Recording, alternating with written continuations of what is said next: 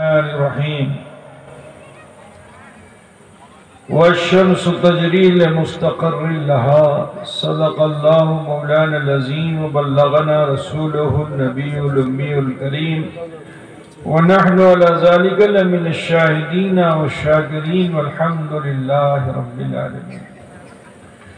ذی وقار علماء ملت اسلامیہ، بزم ذکر مصطفیٰ صلی اللہ علیہ وسلم میں شریف تشریف لائے ہوئے برادران اسلام، سماعت فرمانے والی خواتین اسلام، عزیز بچوں، حصول سعادت و برکت کے لیے عقیدت و خلوص کے ساتھ آئیے ہم اور آپ مل کر آقائے نامدار، مدنی تاجدار، غریبوں کے غمخوار، صاحب ابرار و خیار، سید عالم نور مجسم جناب محمد رسول اللہ صلی اللہ تعالی علیہ وآلہ وسلم کی بارگاہ بے کس پناہ میں جھوم کر ہدیے درود پاک پیش فرما لیں۔ گرامی، کافی دیر سے آپ علماء ملت اسلامیہ کی زبانی اپنی مادر اور پیترک بھاشا بنگلہ میں قرآن و حدیث کی روشنی میں ان کے خطبات کو سماعت کر رہے تھے اور اپنے قلوب و اذہان کو منور و مجلہ کر رہے تھے۔ آج یہ دیکھ کر بہت خوشی ہو رہی ہے، یہ تو گوریا نگر میں ایک سالوں سے 40 سال کے قریب ہو رہا ہے مجھے آتے ہوئے۔ مسجد کے قریب روڈ کے کنارے پتلی پتلی سی جگہ پہ آپ جلسہ کرتے تھے جگہ تنگ ہونے کی وجہ سے، لیکن آج آپ نے جو یہ پنڈال سجایا ہے یہ دیکھ کر بڑی خوشی ہو رہی ہے۔ سبحان اللہ۔ یہ زمین کس کی ہے؟ خرید کے لیے اور کچھ دان کیا ہے۔ دان کر دیا؟ 1 کٹھا دان کیا ہے وقت مسجد کے لیے اور 4 کٹھا خرید لیا گاؤں نے۔ ماشاءاللہ ماشاءاللہ، یہ تو بہت اچھا ہو گیا، بہت اچھا۔ جس نے دان کیا اللہ اس کو جزا دے، اور سماج نے اس کو خرید لیا، یہ بہت اچھا کام کیا ہے نا۔ مستقبل میں بھوشیہ میں انشاءاللہ تعالی یہاں بہتر کام ہوگا۔ اب کیا ارادہ ہے وہ تو ہمیں معلوم نہیں، لیکن جلسہ اس وقت بہت اچھا لگ رہا ہے۔ کسی بھی کام کے لیے کسی بھی کام کے لیے جو ضرورت ہے، دین ملت کے لیے ہی کوئی نہ کوئی کام ہوگا انشاءاللہ تعالی، ہے نا۔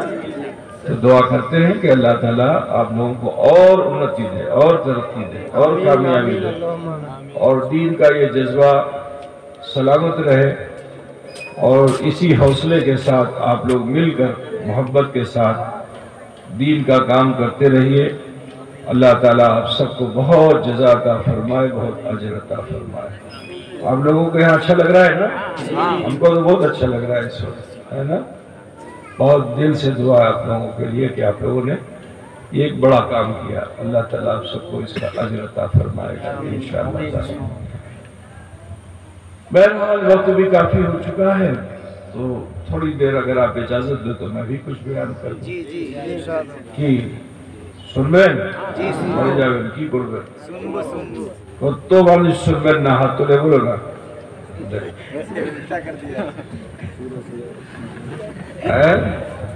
گڑبڑ کر دیا نا۔ جی جی دیوانگی۔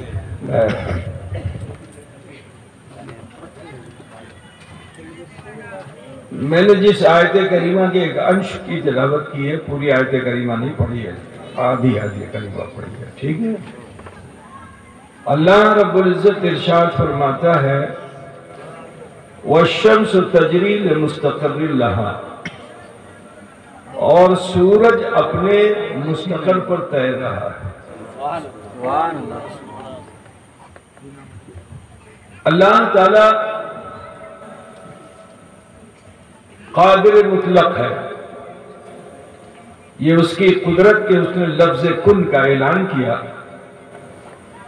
جیسے ہی کہا ہو جا، تو اتنا اللہ کا فرمانا تھا کہ مخلوق تخلیق ہو گئی، زمین بن گئی، پہاڑ بن گیا، پانی ہو گیا، آگن ہو گئی، ٹھیک ہے، آسمان ہو گیا، چندرو نکھترو سب بن گیا، اور یہ اس کی مرضی کہ اس نے جسے جہاں چاہا جگہ دے دی.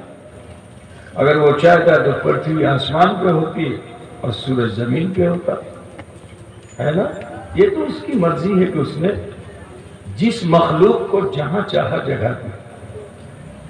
کسی کو زمین میں جگہ دی, کسی کو زمین پر جگہ دی, کسی کو پہاڑ میں جگہ دی, کسی کو پہاڑ میں جگہ دی, کسی کو پانی میں جگہ دی, کسی کو پانی پر جگہ دی, ہوا میں, گگن میں, آسمانوں میں, آسمانوں کے اوپر بھی اللہ نے جہاں چاہا جسے جگہ عطا فرما دی. آسمان دنیا میں اللہ تعالیٰ نے انگنت ستاروں کو, نکھتروں کو وجود عطا فرمایا, جس کو برہمانڈ کہتے ہیں. جانتے ہو نہیں جانتے ہو؟ گلیکسی کہتے ہیں انگریزی میں, بنگلہ ہندی میں اس کو برہمانڈ بولتے ہیں. ستاروں کا برہمانڈ ہے. چمکنے والے سورج, چمکنے والے ستارے ہیں, لیکن اللہ نے ہر چمکنے والے ستارے کو چنا نہیں. سب اپنی اپنی جگہ پہ ٹمٹما رہے ہیں. انہی ستاروں میں سے اللہ تعالیٰ نے سورج کو چن لیا. اب جب سوریوں کو چنا تو اللہ تعالیٰ جس کو چنتا ہے, جس کو سلیکٹ کرتا ہے, اس پر اپنا حکم نافذ کر دیتا ہے, حکم کے عمل میں لگا دیتا ہے. تو سورج کو اللہ تعالیٰ نے حکم کے عمل میں لگا دیا کہ شکالے ادے ہوتے ہوئے, سنجھا بیلا است ہوتے ہوئے, ہے نا, بنگلہ میں سے بولتے ہیں نا, شکالے ادے ہوئے, سنجھا بیلا است ہوتے ہوئے. سورج نے اللہ کا حکم مان لیا. وہ بھی مخلوق ہے, وہ بھی تھک جاتا, لیکن اس نے اپنی تھکان کا خیال نہیں کیا. اللہ کا حکم مانا, صبح کو نکلا شام کو ڈوبا, صبح کو نکلا شام کو ڈوبا. یہ عمل وہ کرنے لگا. تو جب کوئی چیز چکر لگانے لگتی ہے, روٹیشن ہونے لگتا ہے اس میں, تو روٹیشن سے پاور ہوتا ہے, پاور بنتا ہے. کوتا کوئی جگہ جی, جیسے مثال کے طور پر جنریٹر تم چلاتے ہو, ہنڈی لگایا تم نے, تو جب ہنڈی لگاتے ہو تو اس میں ایک چکا ہوتا ہے جو گھومتا ہے. تو جب وہ گھومتا ہے تو اس سے پاور بنتا ہے کہ نہیں بنتا ہے نا بھائی؟ پاور بنتا ہے. اس سے آپ بجلی بنا لو, اس سے آپ ٹریکٹر چلا لو, اس سے جو بھی چاہو سوچ کر لو. اسی ویل کے اوپر سے وہ جتنا راؤنڈ کرے گا, اسپیڈ کرے گا, اتنا پاور بڑھ جائے گا. یہی تو ہوتا ہے نا. معلوم کیا ہوا کہ روٹیشن سے پاور بڑھتا ہے. تو وہ سورج جب صبح کو نکلا شام کو ڈوبا, صبح کو نکلا شام کو ڈوبا, تو اللہ نے اس میں پاور دے دیا, سولر انرجی دے دی. ٹھیک, اب سولر کو بنگلہ میں کیا کہتے ہیں؟ شور ارجا. کیا بولتے ہیں تم لوگ؟ پوچھتا ہے کہ نہیں پوچھتا ہے؟ شور ارجا, سورج کی ارجا. تو آسمان میں وہ رہتا ہے, لیکن جب اللہ نے اس کو پاور دیا تو کہا اے سورج, تو رہتا تو آسمان میں ہے, لیکن سن, میں نے تیری نظامت دنیا میں رکھ دی ہے. اب جب تک تیرا سولر سسٹم دنیا میں رہے گا, دنیا قائم رہے گی. یہ سولر سسٹم نہیں رہے گا تو دنیا قائم نہیں رہے گی. نہ چڑیا چہکے گی, نہ کلیاں چھٹکے گی, نہ آبشار جھرنے سے نغمگی آئے گی, نہ دریا میں روانی آئے گی, نہ پہاڑوں میں بلندی آئے گی, نہ ہوا چلے گی, نہ آکسیجن ہوگی. کچھ ہوگا نا, سمپورن شیش ہو جائے گا, نشٹ ہو جائے گا. ٹھیک ہے, بجھیا کہ نہیں بجھیا؟ تمہارے حساب سے مجھے بولنا پڑتا ہے. ٹھیک, سمپورن نشٹ ہو جائے گا. سولر سسٹم پہ, سوریہ کے نظام پہ ہی دنیا کا نظام ہے. سورج سے روشنی آتی ہے تو آپ کے بدن میں بھی تھوڑا طاقت آتی ہے, حرارت آتی ہے. اگر 5 دن سورج نہ نکلے تو بولو پریشان ہوتے ہو نہیں ہوتے ہو, ہے نا. سوریہ ادے ہو نا, سوریہ نکلنے لو تو بادل, چنتا ہوتی کہ نہیں ہوتی ہے؟ میرے عزیز اسی آسمان میں دھرتی کی طرح ایک اور مخلوق ہے جس کو چندرو کہتے ہیں. جس کو کیا کہتے ہیں؟ چندرو. جیسے زمین میں کوئی روشنی نہیں ہے، آلو نہیں ہے، ایسے ہی چاند میں بھی کوئی آلو نہیں ہے. تو جب اس کو پاور ملا تو اس کو تو ہنسا ہونی چاہیے تھی. آمیو چلم ہم کو کیوں نہیں ملا؟ আমিও গোল আছি, সূর্য গোল আছে, ঠিক আছে? আমিও ঘনত্ব রাখছি, সূর্য ঘনত্ব রাখছে, ওখানে আগুন আমি ঠান্ডা.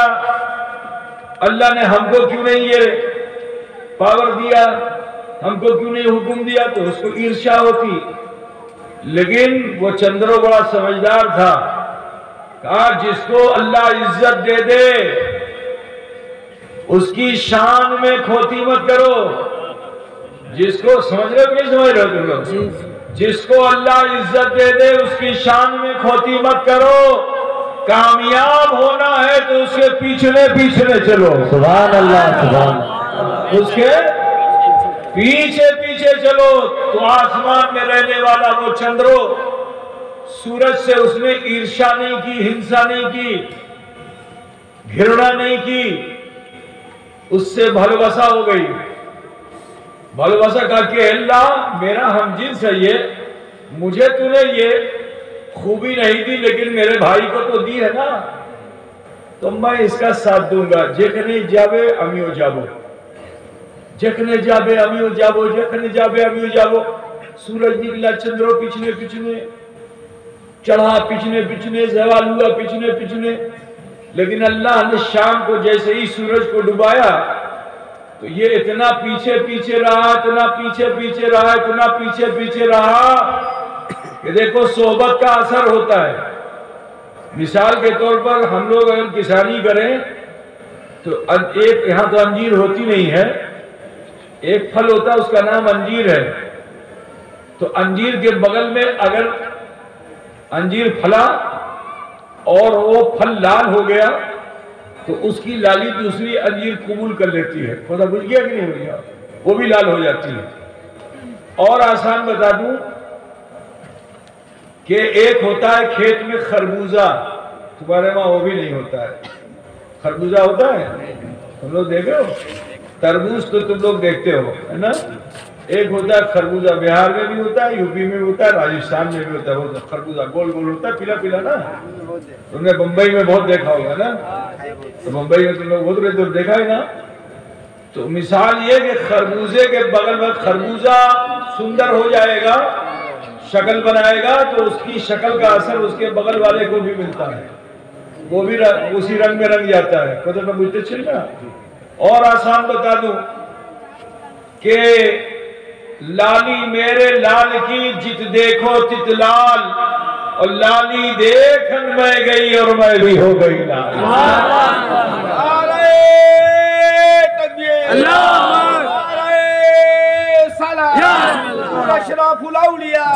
और आसान बता दूं, एक होता है मैग्नेट, दूसरा होता है लोहा, है ना? एक चुंबक होता है और एक होता है लोहा. लोहे में तो पावर नहीं होता है, लेकिन अगर वो चुंबक से लग जाए तो बोलो उसके बाद जब तुम उसे अलग करो तो उसमें पावर होगा कि नहीं होगा? जी होगा. बुझ गया कि नहीं बुझ गया? पावर तो था चुंबक में. चुंबक को क्या बोलते हो तुम लोग? चुंबक ही बोलते हो. मैग्नेट को क्या बोलते हो? चुंबक ही बोलते हो ना. अब चुंबक से अगर लोहा लग जाए तो लोहे में तो नहीं है पावर, लेकिन लग गया तो पावर आएगा कि नहीं आएगा? इतना पावर आएगा कि उसके पीछे अगर कोई हो तो वो भी लग जाए तो उसमें भी पावर आ जाए. पता बुझ गया कि नहीं बुझ गया? उसके पीछे रहने वाले के पास भी पावर आ जाएगा. तो अब तो आपकी समझ में बात आ गई कि सोहबत का असर होता है. साथ में रहोगे तो लाभ पाओगे, है ना? यदि संगे থাকবেন तो लाभ পাবেন. কথাটা বুঝতেছেন না বাবা? संगे থাকবেন तो लाभ पावेन. सूर्य के संगे चंद्रो हो गया. अब जब संध्या वेला हुई तो उस संध्या वेला में जैसे ही अंधकार हुआ, सोहबत का असर इस चंद्रों ने पा लिया. خود بے نور تھا لیکن سورج کے ساتھ رہتے رہتے اللہ نے اسے بھی روشنی عطا فرما دی، اللہ نے اسے بھی اجالا عطا فرما دیا کہ جیسے ہی اندھکار ہوا چاند کی چاندنی پورے سماج میں پھوٹ گئی۔ نعرہ تکبیر، نعرہ تکبیر، نعرہ رسالت، نعرہ رسالت، حضور اشرف الاولیاء کا دامن، حضور تاج الاولیاء کا دامن، عطا رسول کانفرنس، نعرہ تکبیر، نعرہ رسالت۔ اب یہاں ایک بات اور بھی بتا دوں میں، سنیں ایک بات اور بھی بتا دوں، وہ سورج تو شام کو ڈوب جاتا ہے، اچھا ڈوبنے پہ اس کو کوئی کہے گا کہ مرے گلو؟ کوئی اگر یہ سوچ لے کہ سوریو مرے گلو تو تمہیں جیوت تھک بین، سوچ سوچ کے مر جائے گا کہ اب تو صبح نہیں ہوگی، ہے نا؟ تو جو چیز ڈوب جاتی ہے، سورج ڈوب گیا تو سورج مرا نہیں، چھپ گیا، ہے نا؟ تو بلا تمثیل و تشبیہ مجھے کہہ لینے دو کہ جو آج نبی کے تعلق سے یہ کہتے ہیں نبی مرے گلین، ان کو سمجھانا چاہیے کہ جب سورج رات کے اندھیرے میں چھپ گیا تو سنو اسی طرح اللہ نے موت کا غلبہ نبی پر ڈال کر کے نبی کو اس دنیا میں چھپا دیا، اس لیے چھپا دیا کیونکہ ان کے پیچھے چلنے والا ابو بکر ہے، ان کے پیچھے چلنے والا عمر ہے، ان کے پیچھے چلنے والا عثمان ہے، ان کے پیچھے چلنے والا علی ہے، ان کے پیچھے چلنے والے صحابہ ہیں۔ تو نبی کو اس لیے چھپایا گیا کہ نبی تو نور ہے لیکن یہ نور والے نہیں ہیں، اب انہیں چھپایا اس لیے گیا کہ ابو بکر اپنی صداقت کے ساتھ چمکے، عمر اپنی عدالت کے ساتھ چمکے، عثمان اپنی سخاوت کے ساتھ چمکے، علی اپنی شجاعت کے ساتھ چمکے، اور حسن و حسین اپنی شہادت کے ساتھ چمکے۔ غوث و خواجہ جن کے نام کی تم کانفرنس کیے ہوئے ہو، غوث و خواجہ اپنی ولایت کے ساتھ۔ سبحان اللہ، سبحان اللہ، بہت سبحان اللہ۔ خدا بھول گیا کہ نہیں بھول گیا، ہے نا؟ اب سنو، اللہ نے سورج کو پاور دیا ہے، شکتی دیا ہے، اور اس کے سولر سسٹم سے دنیا چل رہی ہے، پتی میں ہریالی ہے، ابھی لیچو آ گئی تو کل آم آ جائے گا، ہے نا؟ پھول بھی آئے گا، پھل بھی آئے گا، اسی سورج کی وجہ سے۔ لیکن یہی سورج کی گرمی زمین کے 3 حصے پہ پڑتی ہے جہاں پانی ہے، جس کو سمندروں کہتے ہیں۔ کیا کہتے ہیں؟ سمندروں کہتے ہیں۔ تو جب سمندر پہ سورج کی روشنی پڑتی ہے تو تم لوگ تو بمبئی میں رہتے ہو، دن میں دیکھو سمندر میں جوش آتا ہے؟ نہیں آتا، ہلکا رہتا ہے۔ دن میں جوش نہیں آتا ہے، ہلکا رہتا ہے، کیونکہ سورج کی گرمی سے وہ گرم ہو جاتا ہے۔ لیکن رات میں جیسے ہی چاند کی چاندنی اس پانی پہ پڑتی ہے اور اس کی گرمی کو ٹھنڈک میں بدل دیتی ہے چاندنی، تو اب اس پانی میں جوش آتا ہے۔ سائنس کچھ کہتی ہے لیکن میں کچھ کہتا ہوں، میری سوچ کچھ اور ہے کہ اس پانی پر جب چاند نے اپنی چاندنی کے ذریعے احسان کیا نا، تو وہ احسان فراموش پانی نہیں تھا۔ اس نے کہا اتنی دور سے تو نے میرے اوپر احسان کیا، امی آپنر چرن اسپرش کربو، امی آپنر سنگے ساکھات کربو۔ تھا زمین پہ بڑا لطیف پانی، چلو میں لو تو رک نہ سکے، قطرے قطرے بہ جائے، لیکن اس نے بھی طے کر لیا امی چندرما کچھے می جابو اور انر سنگے ساکھات کربو، انر چرن اسپرش کربو۔ ٹھیک ہے؟ تو پانی میں جوش پیدا ہوا جس کو جوار بھاٹا کہتے ہیں۔ تم نے سنا کہ نہیں سنا؟ جی ہے نا؟ بمبئی گئے ہوگے تو دیکھا ہوگا حاجی علی پہ پورا جوش رہتا ہے نا، نریمن پوائنٹ پہ پورا جوش رہتا ہے نا؟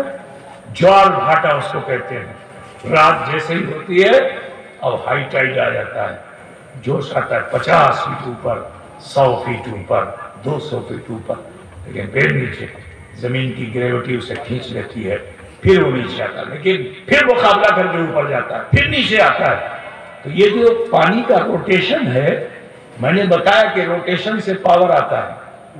جب آپ روٹیٹ ہو گے تو آپ میں پاور آئے گا، پتہ تو بچتے سے نہ ہوگا، تو سنیں اب اس روٹیشن کا اثر یہ ہوا کہ پانی گیس بن گیا. اب جب گیس بنا تو زمین کی جو کشش تھی، کشش سمجھتے نہیں، گریوٹی، کھچاؤ، وہ سیس ہو گیا. اب زمین جو ہے پانی کو کھینچ نہیں پا رہی ہے کیونکہ وہ گیس بن گیا. تو جو چیز گیس ہوتی ہے وہ اوپر کی طرف جاتی ہے نا. اب یہ گیس اوپر کی طرف جانے لگا اسی نیت سے کہ ہمیں چندرما کاشے جابو انر چرن اسپرش کربو انر سنگے ساکھات کربو. ٹھیک ہے، کیونکہ ان کا احسان میرے اوپر ہے میرے عزیز. مگر جو عاشق ہو جاتا ہے نا، جو کسی کو چاہنے والا ہو جاتا ہے، اسے اس کے محبوب کو ہر وقت دکھایا نہیں جاتا ہے، وہ تھوڑی سی جھلک دکھائی جاتی پھر پردہ لگا دیا جاتا ہے.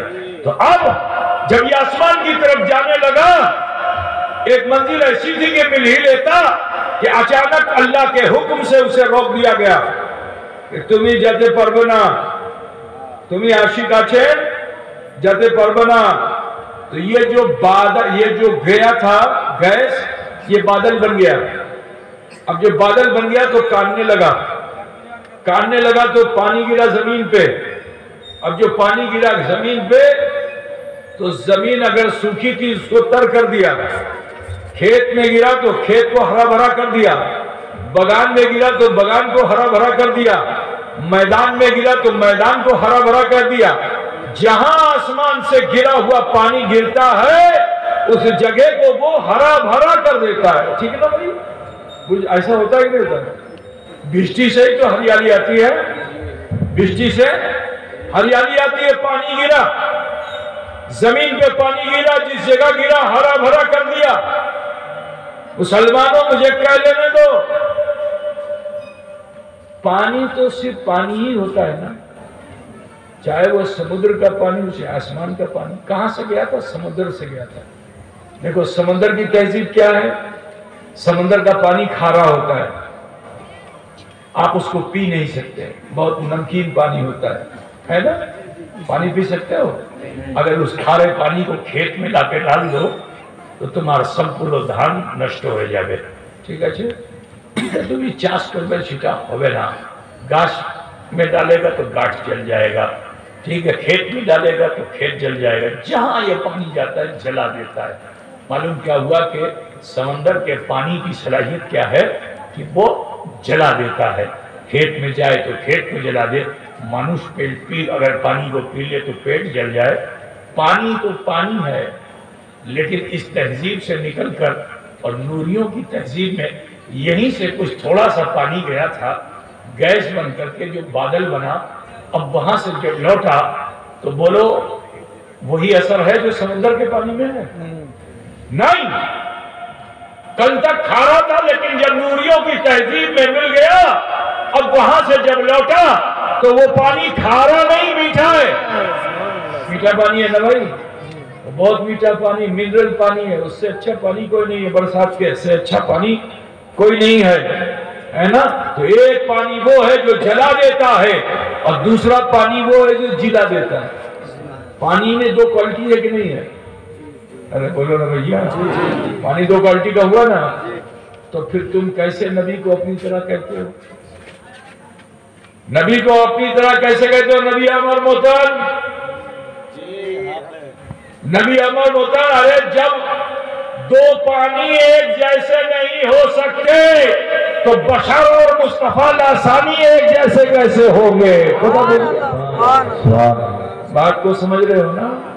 آسانی سے سمجھا رہا ہوں میں آپ کو. اللہ کرے کہ من میں ڈھکا رہے ہے نا، کیونکہ آج کے زمانے میں لوگ ادھر ادھر بہت بھاگ رہے ہیں. تو ایمان و عقیدے کی اصلاح بہت ضروری ہے. ٹھیک ہے نا؟ اب سنو، پانی گرا، ہریالی آ گئی، جیون دے دیا اس نے. لیکن ملنے کی تاب آپ ابھی بھی ہے. بادل کے اوپر بھی اس نے جوش دکھایا، پھر گیس بن گیا اور گیس بنا تو اور اوپر گیا، لیکن پھر روک دیا گیا. تم ساکھات کرتے پروے نا. تو جب روکا گیا تو جانتے ہو کیا بنا؟ شبنم، جس کو تم سیت کہتے ہو. کیا بولتے ہو؟ سیت کہتے ہو نا. سیت، رات میں سیت گرتی ہے نا تو سیت کہتے ہو.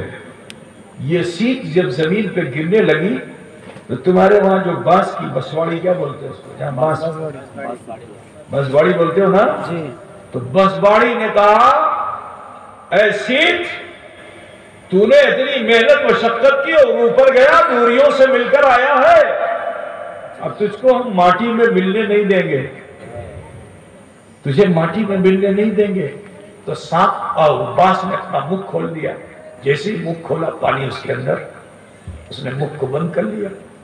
لیکن اللہ تعالیٰ نے انسان کو اشرف المخلوقات بنایا، اپنا خلیفہ بنایا ہے، تو یہ انسان اللہ کی بہت سی مخلوق کا حشر اسی دنیا میں کر دیتا ہے۔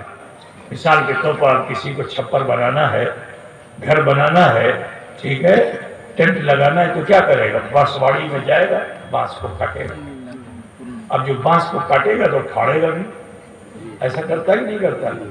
اب جو پھاڑے گا بانس کو تو اسی بانس کے اثر وہ ایک قطرہ جو اس نے لیا تھا جب پھاڑے گا تو پانی نہیں نکلے گا، بنس لوچن ہو جائے گا۔ اور یہ بنس لوچن جو ہوتا ہے یہ بہت سی اسد میں کام آتا ہے، بڑا قیمتی ہے۔ پتہ بجھ گیا نا؟ بسواڑی نے کہا ماٹی میں ملنے نہیں دیں گے، انمول بنا دیا۔ آؤ میدان میں گرنے لگا تو اللہ کی مخلوق گائے، اب اس گائے نے بھی کہا کہ اے پانی تجھے ہم مٹی میں نہیں ملنے دیں گے۔ اس نے بھی اپنا منہ کھولا، وہ قطرہ اس کے منہ میں گیا، پیٹ میں چلا گیا، سینے میں جا کے محفوظ ہو گیا۔ انسان اس کا بھی حشر کرنے والا پہنچ گیا، بسم اللہ اللہ اکبر، گردن پہ چھری چلا دی، جیسے ہی گردن پہ چھری چلائی تو جانکار ہوتے ہیں وہ جھٹ سے ہاتھ ڈال دیتے ہیں پیٹ میں، اور جب پیٹ میں ہاتھ ڈالتے ہیں تو کبھی کبھی وہاں سے کچھ نکلتا ہے، اس کو کہتے ہیں گاؤ لوچن۔ کیا کہتے ہیں؟ پیلا پیلا ہوتا ہے، کیا کوئی اس کو بنگلہ میں گاؤ لوچن بولتے ہیں، ہے نا؟ گاؤ لوچن بولتے ہیں۔ پانی تھا مگر گاؤ لوچن بڑا قیمتی ہوتا ہے۔ میں آپ کو بتاؤں، آج سے 15-20 سال پہلے ادھر ہمت آباد سائڈ میں رائے گنج کے قریب میں گاؤں ہے کھلسی، بموا ہے کھلسی، دو گاؤں ہیں سب مریدوں کے، تو وہاں کھلسی میں ایک نے اپنے بچے کا عقیقہ کیا، اور جو عقیقہ کیا تو وہی کیا ہاتھ ڈالا اندر نکالا تو اس میں سے وہ گاؤ لوچن نکلا۔ پہلی مرتبہ میں نے اس کو دیکھا تھا تو اس نے نیت کی تھی کہ میں اس کو مشن میں دوں گا۔ ہم لوگ جب پہنچے تو وہ لے کر کے آیا کاغذ میں لپیٹ کر کے، کیا ہے؟ کہا حضور یہ گاؤ لوچن، یہ کیا ہوتا ہے؟ مجھے معلوم نہیں تھا۔ تو بتایا کہ حضور یہ گائے کے پیٹ میں سے نکلتا ہے، بڑا قیمتی ہوتا ہے، رتی میں بکتا ہے، جیسے ہیرا بکتا ہے ایسے ہی وہ بکتا ہے۔ تو وہ اتنا تھا کہ گل محمد ہمارا والی صاحب کا مرید، اس نے اس کو کلیا گلی میں جو بیچا تو اس کی قیمت آئی اس وقت 13,000 روپیہ، اتنا ہی سا تھا۔ ذرا سوچئے کیا قیمت ہوتی ہے گاؤ لوچن۔ یہی سیٹ جنگل میں جو گرنے گیا تو وہاں اللہ کی مخلوق ہاتھی کھڑی، اس نے اپنا سونڈ اٹھایا اور اس قطرے کو سونڈ کے ذریعے اپنے دماغ میں رکھ لیا۔ دماغ میں جو یہ قطرہ پہنچا تو پانی بن کے نہیں رہا بلکہ اس کی پیشانی میں انمول موتی بن گیا، جس کو گڑ متا کہتے ہیں، جو ایک دو دن کا، ایک کا نہیں کروڑوں کروڑ کا بکتا ہے۔ خدا کا بچے سے نا، یہی پانی جو سیٹ ہے سمندر میں گرنے گیا۔ اب جو سمندر میں گرنے گیا تو سمندر کی تہہ میں ایک اللہ کی مخلوق ہے جس کو جھنک آپ لوگ بولتے ہو۔ کیا بولتے ہو؟ جھنک بولتے ہو، جھنک، سیتو جس کو کہتے ہیں۔ تمہارے وہاں کیا بولتے ہیں؟ جھنک بولتے ہیں، سیتو، سیپ، سیپ۔ ارے بھائی تمہارے، میں نے دیکھا چھوٹے چھوٹے بچے لے کر کے آم کو چھلتے ہیں، کیا بولتے ہیں؟ تمہارے وہاں کیا بولتے ہیں؟ جھنک، جھنک نا، جھنئی۔ اب اتنی بڑی تو جھنئی، بڑا ہوتا ہے جھنک۔ اب جو بھی سمجھ گئے نا تم لوگ، تو سمندر میں بہت بڑا بڑا ہوتا ہے، سمندر کی تہہ میں رہتا ہے۔ لیکن ذرا دیکھو کہ جب مد و جزر آیا، طوفان تھا پانی میں، لیکن اس کا خیال اس نے نہیں کیا، سمندر کی تہہ سے نکل کر کے سمندر کے اوپر آیا اور اسی قطرے کی تلاش میں ہے جسے شبنم کہتے ہیں، منہ کھول کر کے سمندر کا پانی نہیں پیتا، لیکن جیسے ہی وہ قطرہ گرتا ہے اپنے منہ میں لے کے اسے پیٹ میں رکھ کے بند کر لیتا ہے اور سیدھا پھر مقابلہ کرتا ہے پانی سے اور اچھلتا کودتا کسی طرح سے پھر وہاں پہنچتا ہے جہاں سے آیا تھا، زمین سمندر کی تہہ میں جہاں سکون ہے، شانتی ہے، ٹھیک ہے نا، یاقوت و زمرد کے گاچھ سے اور پتھر سے چپک پھر چمٹ گیا۔ مگر میں نے بتایا کہ اللہ تعالیٰ نے انسان کو مخلوق کا حاشر بنایا ہے، تو ڈبکی لگانے والا، غوطہ لگانے والا سمندر میں غوطہ لگاتا ہے اور تہہ میں جا کر اس جھینک کو نکال کر اپنے میدان میں لاتا ہے اور اسے کھول کر کے جب کھولتا ہے تو وہاں سے پانی نہیں نکلتا، وہی قطرہ جو اس کے پیٹ میں گیا تو انمول موتی بن کے نکلتا ہے۔ کتھا بوجھتے سے نا تو سنو عطائے رسول کانفرنس کرنے والوں، یہ میرے خواجہ کا کرم ہے کہ وہ ہند میں آئے اور اس سلسلے کو پھیلاتے ہوئے اخی پاک تمہارے بنگال میں آئے، علاء الحق آئے، نور قطب عالم آئے، حافظ زاہد بندگی آئے، سلسلہ چلتا رہا، مخدوم اشرف جہانگیر سمنانی آئے اور پھر آگے سلسلہ چلتا رہا تو تمہارے گوریا نگر میں اشرف الاولیاء آئے اور تمہیں انہوں نے اپنے دامن میں جگہ دے دی، تم جیسے بھی تھے تمہیں جگہ دے دی۔ کل میدان محشر تمہارے مرشد کا دامن کھولا جائے گا تو سنو، تم وہاں سے بے مقدار پانی کی طرح نہیں دکھو گے، انمول سبحان اللہ، نعرہ تکبیر، نعرہ تکبیر، نعرہ رسالت، نعرہ حیدری، پیر کا دامن، عطائے رسول کانفرنس، نعرہ تکبیر۔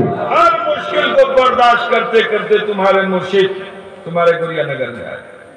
میں جب پہلی مرتبہ آیا تھا یہاں تو مجھے یاد ہے کہ حاجی عثمان صاحب کے وہاں قیام تھا اور حضرت کی طبیعت ٹھیک نہیں تھی تو مجھے بھیج دیا تھا یہاں مولانا اکمل صاحب کے ساتھ، اور یہ جو راستہ آج بہت شاندار بن گیا ہے، اس راستے میں کمر پر کیچڑ ہوتا تھا اور گورو گاڑی سے کھینچ کر کے لے کے آتے تھے، وہ نہیں چل پاتا تھا اس کو پٹاتا تھا، پھر 8-10 لوگ چکے کو گھماتا تھا کیچڑ میں گھس کر کے، تب جا کے گوریا نگر آنا ہوتا تھا، ہے نا بھائی؟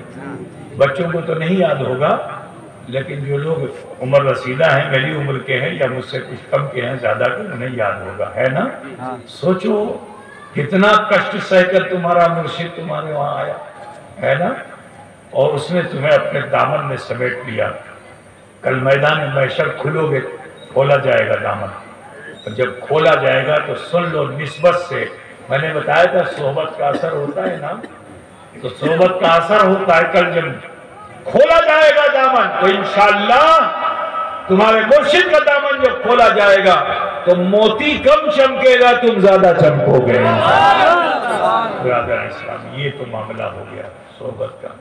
لیکن سنو، جس طرح سے اللہ تعالیٰ نے آسمان دنیا میں سورج کو چنا، اسی طرح سے اللہ نے انسانوں کے اس برہمانڈ میں، انسانوں کی اس گلیکسی میں اللہ تعالیٰ نے امت محمدیہ کو چنا۔ کسے چنا ہے؟ جو مسلمان ہے اس کو چنا، ٹھیک ہے نا؟ نہ کسی عیسائی کو، نہ کسی یہودی کو، نہ کسی ہندو کو، نہ کسی جینی کو، کسی کو نہیں چنا اللہ نے۔ کس کو چنا؟ جس نے کلمہ لا الہ الا اللہ محمد رسول اللہ پڑھ لیا، اللہ نے اس کو چنا۔ اور میں نے بتا دیا کہ جب اللہ کسی کو چنتا ہے تو اس کو حکم کے عمل میں لگا دیتا ہے نا؟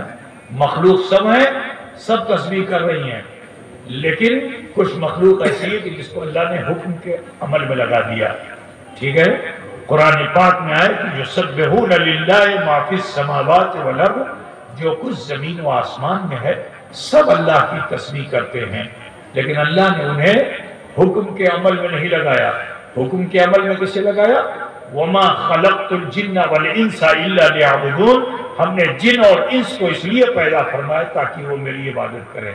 معلوم کیا ہوا کہ عبادت کرنا ہی حکم کا عمل ہے۔ تو پوچھتے سننا تو سنو، اللہ تعالیٰ نے امت محمدیہ کو خیر امت فرمایا۔ قرآن فرما رہا ہے کہ کنتم خیر امت اخرجت للناس تأمرون بالمعروف وتنہون عن المنکر، کہ تم بہترین امت ہو، تمہیں اللہ تبارک و تعالیٰ نے انسانوں کے درمیان سے سلیکٹ کیا، چنا، چناؤ نہیں کرایا، چن لیا، سب کو جمع کیا، ایک نیا شخص بلایا، چن لیا۔ پتہ بجھ رہے ہو نا، اس کو کہتے ہیں سلیکشن۔ ایک ہوتا ہے الیکشن، ایک ہوتا ہے سلیکشن۔ اللہ نے الیکشن نہیں کرایا، اللہ نے سلیکٹ فرمایا۔ اور قرآن میں کیا رب فرما رہا ہے؟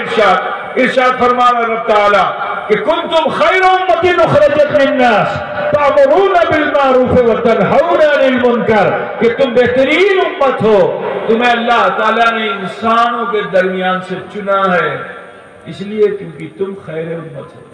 اور جو خیر امت ہوتا ہے وہ اپنی مرضی پر نہیں جیتا، جب من چاہے تو گانجا، جب بھی چاہے تو شراب، جب بھی چاہے تو جوا، جب بھی چاہے تو سود۔ اس لیے تمہیں نہیں اللہ نے پیدا کیا مسلمانوں، اپنی مرضی کے کام چھوڑو کیونکہ تم خیر امت ہو۔ یہ برائیاں سماج میں جو ہیں اس کو نکالو۔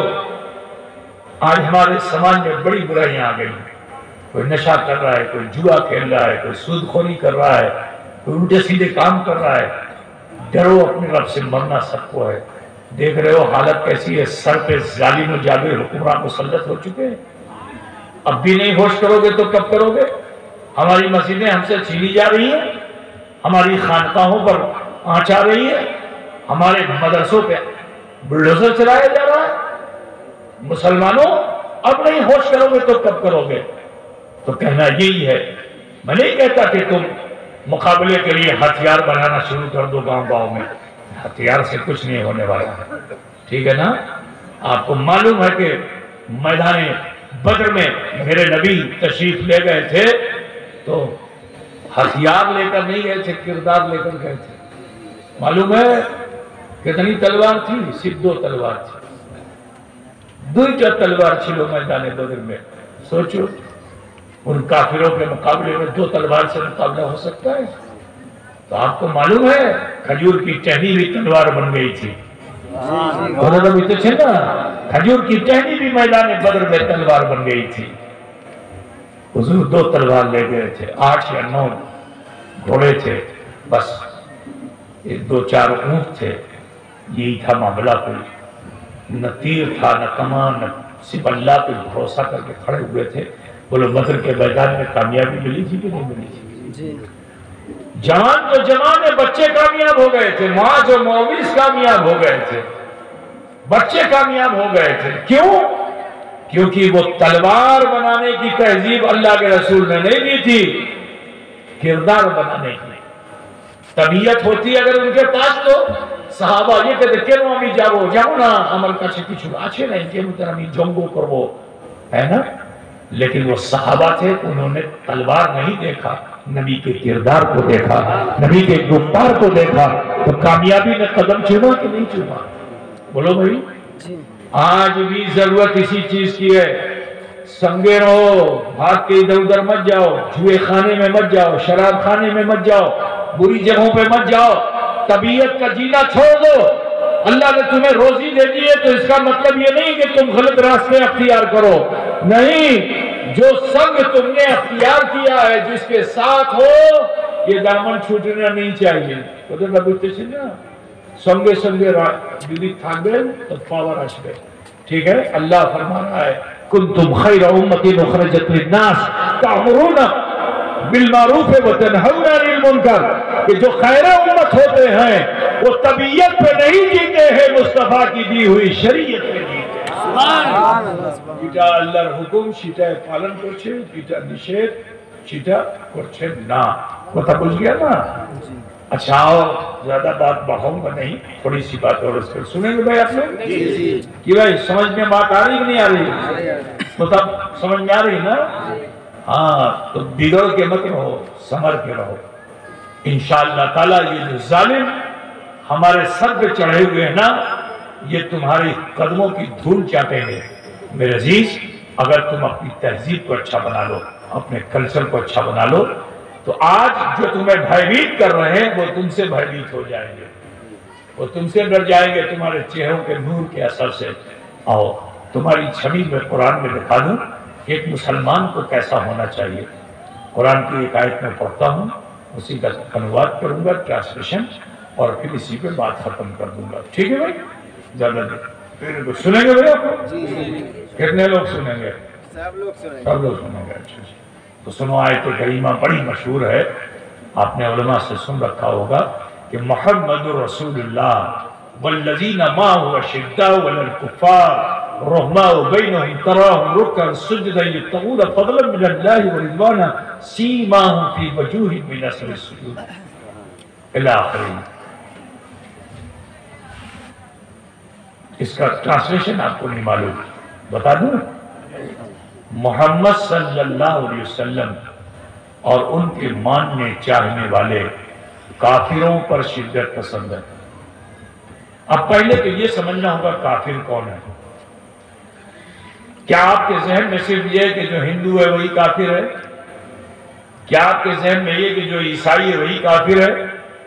کیا آپ کے ذہن میں یہ کہ یہودی جو ہے وہی کافر ہے؟ مشرک جو ہے وہی کافر ہے؟ نہیں، کلمہ پڑھنے والا بھی کافر، کلمہ پڑھنے والا بھی کافر ہے۔ اگر 7 چیزوں میں سے کسی ایک چیز میں بھی اس نے کمی نکال دی یا نہیں مانا تو وہ کافر ہے۔ آپ لوگ پتہ نہیں پڑھے ہو کہ نہیں پڑھے ہو، لیکن نہیں پڑھے ہو تو پڑھنا سیکھو۔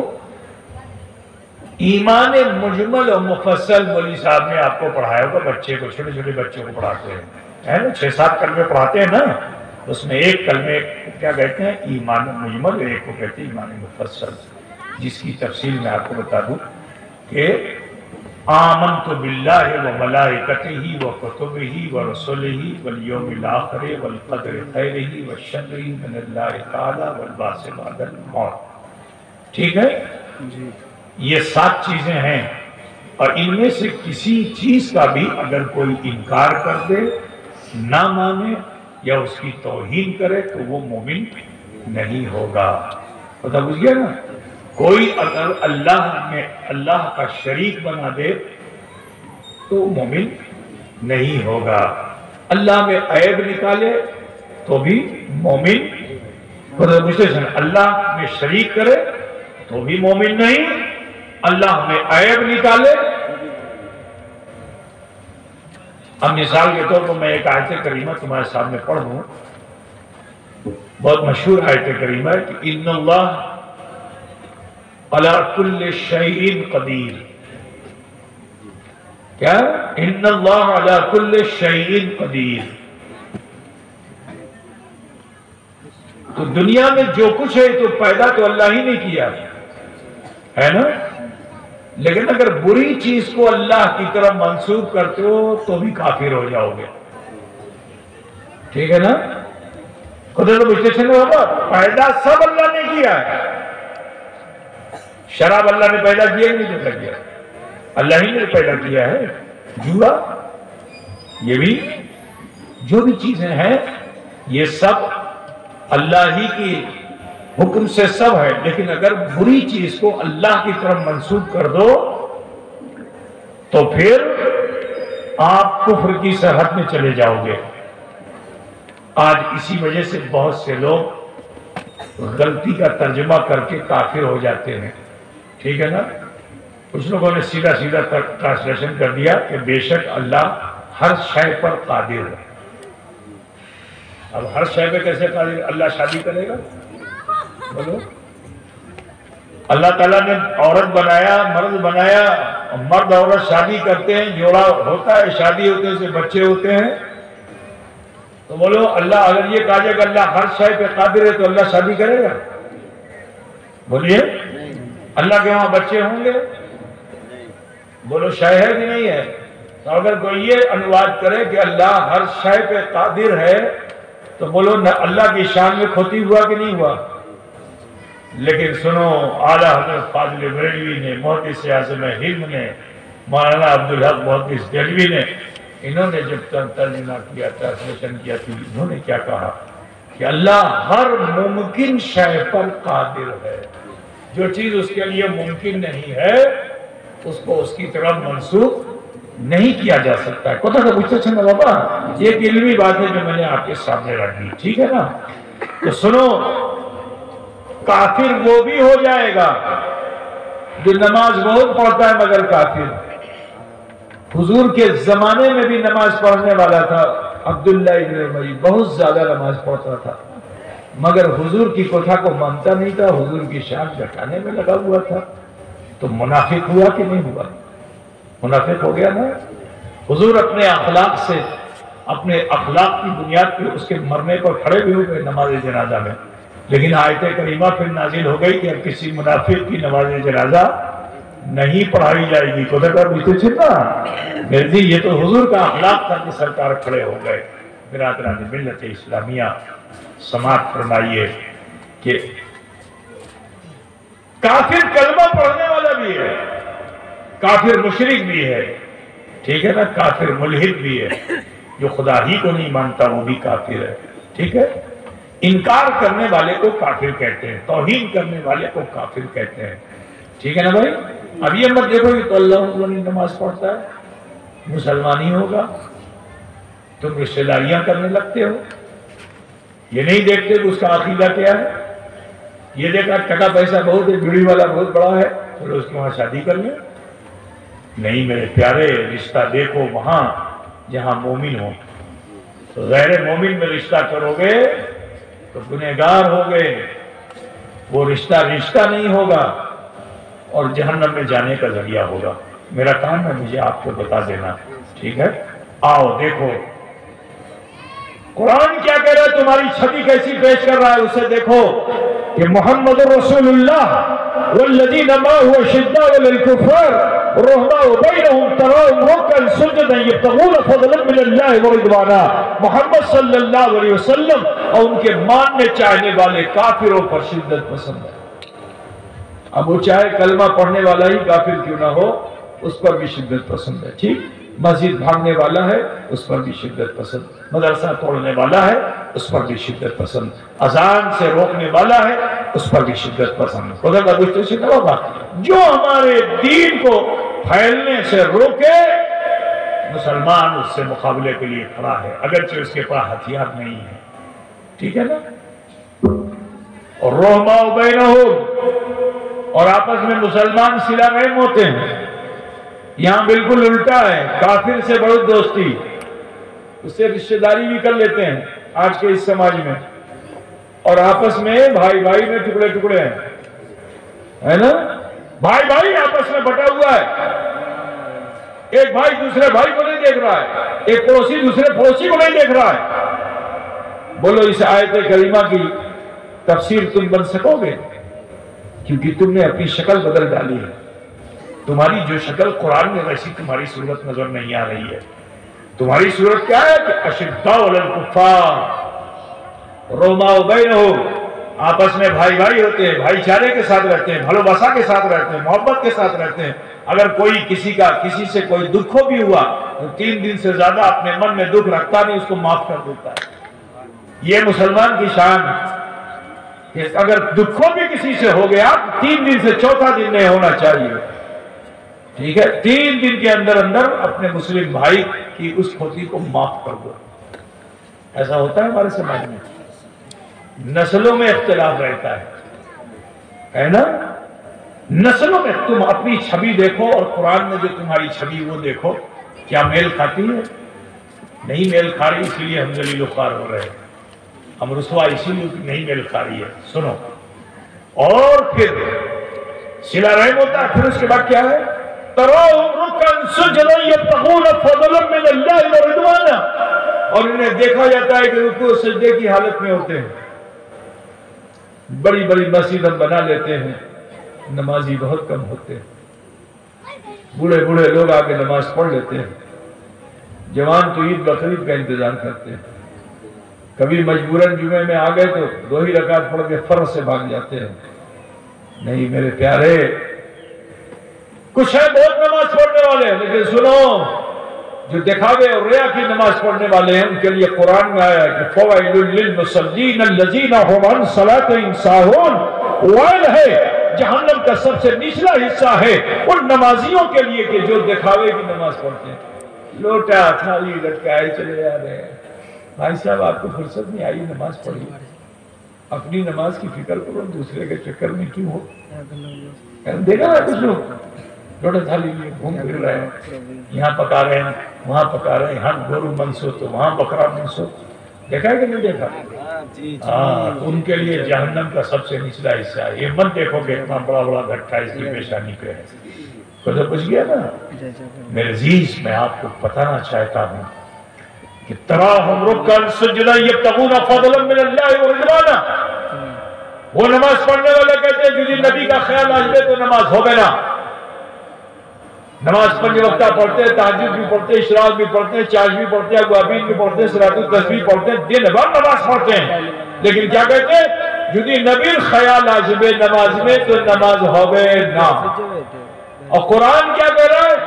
तराहुम रुक्कन सुजदा यब्तगूना फज़लन मिनल्लाह। अब मालूम करना पड़ेगा कि अल्लाह का फजल है क्या? लौह है कि कलम है कि कुर्सी है, क्या है अल्लाह का फजल? जमीन है कि आसमान है, क्या है अल्लाह का फजल? तो जब हम गौर करते हैं दीन में तो पता ये चलता है कि ये जमीन व जमा, ये मकीन व मकान, ये चुनीन व चुना, ये सब कुछ तो किसके लिए है? अल्लाह के रसूल के लिए है ना। अल्लाह फरमाता है लौला कलमा खलक़तुल अफ़लाक वल अर्दीन, है महबूब, अगर आपको पैदा न करता तो ना आसमान बनाता ना जमीन बनाता। ना আমি আসমান সৃষ্টি করতাম না আমি ধরती सृष्टि করতাম, किच्छु আমি सृष्टि করতাম ना। तो मालूम क्या हुआ कि ये सारा जमीन और आसमान जो है ये फजलुल्लाह नहीं है, ये फजले जनाबे हबीबुल्लाह है। तो फिर फजलुल्लाह क्या है? तो मैं वही बताना चाहता हूँ कि फजलुल्लाह ही तो जनाबे हबीबुल्लाह। सुभान अल्लाह, सुभान अल्लाह। नारे तकबीर, नारे तकबीर, नारे रिसालत, अताए रसूल कॉन्फ्रेंस, पीर का दामन, नारे तकबीर, नारे रिसालत। उधर बुझते से न बाबा, तो मालूम क्या, अगर नबी का ख्याल नहीं आएगा नमाज में तो नाक उठी रही तो पढ़ के चले आओगे। लेकिन इमाम साहब बोलेंगे नमाज हो गए ना। सजदे में गए थे, दोनों टांग उठा करके रखा था, अपनी उंगलियों को जो किबले की तरफ नहीं किया था, नमाज हो गए ना। क्यों? का नबी का ख्याल नहीं आता टांगुली। यदि ख्याल आसबे तो भालो मत नमाज पढ़ ना, है ना। हाथ के खने बांधा जावे, के मतन दाड़िए থাকবো, के मतन रुकू करबो, के मतन सजदा करबो। तो जीता तुम करबेन, ख्याल किसका आएगा? बोलो अब्बा का आएगा कि अम्मा का? नबी का ख्याल आएगा ना। सल्लू कमा राअयतुमूनी उसल्ली, के मतन नबी पढ़ी सीटे मतन पढ़े तो बोलो ख्याल नबी आएगा कि नहीं आएगा? नबी मतन दाड़िए ছিলেন, আমি দাঁড়িয়ে আছি, এই मतन रुकू করেছিলেন, আমি রুকু করছি, এই मतन सजदा করেছেন। तो यदि नबी का ख्याल आसबे तो डिसिप्लिन से नमाज होगी कि नहीं होगी? बोलो होगी ना। अब नबी का ख्याल आएगा तो नमाज नहीं होगी। कुरान क्या कह रहा है? तराहुम रुक्कन सुजदा यब्तगूना फज़लन मिनल्लाहि व रिज़वाना। अब जो लोग ख्याल नबी में आ जाते हैं तो नूरे मोहम्मद का असर उनके चेहरों पे ऐसा होता है कि कुरान क्या कह रहा है? कुरान ये कह रहा है कि सीमाहुम फी वजूहिहिम मिन असरी सुजूद, कि जब वो अपने सजदों से सर को उठाते हैं ना तो सजदों का असर उनके चेहरे पर होता है। कहाँ होता है? अब कुछ लोग समझता है यही होता है, ठोक ठोक के काला कर डालता है। बुझ रहा है ना? आजकल तो प्लास्टिक की चटाई आई है, बहुत जल्दी काला हो जाता है। 2-4 मतलब यहाँ से किया गोरू की तरह, है ना, ऐसे किया जाए, ध्यान पड़ गया। कदम तो बुझते से नहीं होगा। میرے عزیز اب سنو، وہ سورج جو آسمان دنیا میں سے اپنی روشنی زمین میں چھوڑتا ہے، یہ بھی محتاج ہے بندہ مومن کے سجدے کا۔ میں بڑے چیلنج کے ساتھ کہتا ہوں کہ سورج میں مجال نہیں ہے کہ جب تک بندہ مومن سجدے میں ہو اور وہ نکل آئے، اس سورج میں مجال ہے کہ وہ نکل آئے؟ مسلمان جب تک سجدے میں رہے گا سورج نکل پائے گا؟ بولو، اب گریا نگر کا کہے گا حضور نے تو کہہ دیا ہے تو ہم لوگ اتنا لمبا سجدہ کریں، اتنا لمبا دیکھیں سوریوں کو نکلنے نہیں دیں گے۔ تو بولو شریعت کی نماز ہوگی کہ اس طبیعت کی؟ ارے بھائی اپنے من سے سجدے میں رہو اور فجر کا سمے شیش ہو جائے اور تم سجدے میں رہو، بولو پڑھتے پڑھوے؟ کیونکہ مومن جو ہوتا ہے وہ طبیعت پہ نہیں شریعت پہ ہوتا ہے، جیسا رب نے فرمایا امر بالمعروف اور نہی عن المنکر پہ ہوتا ہے۔ اللہ نے تمہارے اوپر نماز کو فرض قرار دیا ہے نا، اور اس نماز کو جو تم ادا کرتے ہو تو کب؟ وقت میں۔ ان الصلاۃ کانت علی المؤمنین کتابا موقوتا، کہ بے شک نماز کو اللہ تعالیٰ نے وقت مقررہ میں فرضیت کا مقام دیا ہے۔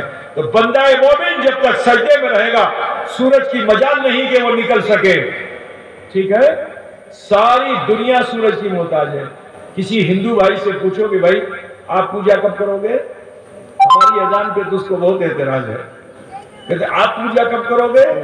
تو وہ بولتا ہے کہ যখন সূর্য উদয় হবে আমি নমস্কার করব, তারপরে পূজা করব, জল ডালবো। ٹھیک ہے؟ اچھا عیسائی سے پوچھو گھنٹہ کب بجائے گا؟ تو کہا جب سورج نکلے گا تب گھنٹہ بجائے گا۔ یہودی سے پوچھو تم کب پوجا کرو گے اپنی؟ تو کہا ابھی راتری বেলা আছে আমি করব না, সূর্য উদয় হবে তারপরে। جتنے باطل مذہب والے ہیں سب سورج کے نکلنے کے محتاج ہیں۔ ذرا سوچو مسلمان، غور سے سن رہے ہو نا؟ جتنے باطل مذہب والے ہیں سب سورج کے نکلنے کے محتاج ہیں، لیکن اللہ نے مسلمانوں کو سورج کا محتاج نہیں رکھا بلکہ سورج کو مومنین کا محتاج بنا دیا کہ جب تک وہ سجدے میں رہے گا سورج نہیں نکلے گا، لیکن جیسے ہی مسلمان سجدے سے سر اٹھاتا ہے تو وہ سورج مومن کی پیشانی سے روشنی کی بھیک مانگتا ہے۔ وہ سورج بھی نکل رہا ہے تو مومنوں کے سجدوں کے اثر سے نکل رہا ہے۔ اپنے مقام کو سمجھو، اپنی ہستی کو سمجھو ہے مسلمانوں، اپنی تہذیب بدلو، طبیعت پر جینا چھوڑ دو۔ عطائے رسول کانفرنس کر رہے ہو، وہ خواجہ تھے کہ جنہوں نے ایک پل میں 90 لاکھ باطل کو قدموں میں ڈال کر کے مشرف کا اسلام کر دیا تھا، ان کی کانفرنس کر رہے ہو، انہی کی چھتر چھایا میں آئے ہو۔ اے مسلمانوں آپ سب سے کہنا ہے اپنی تہذیب بدلیے، اپنے معاشرے کو بدلیے۔